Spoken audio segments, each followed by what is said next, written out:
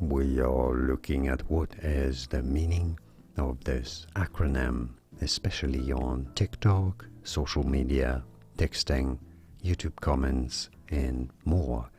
What does it mean? Well, on social media, it means the same as in real life, point of view. Point of view. So what does that mean in a comment on social media? It means the commenter is watching and giving his opinion from their own perspective.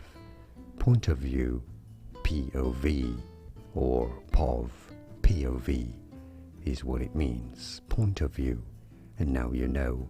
More videos here on how to pronounce more interesting and often confusing acronyms and what they mean essentially. Those are used very commonly in texting and social media too. I'll see you there to learn more. Thanks for watching.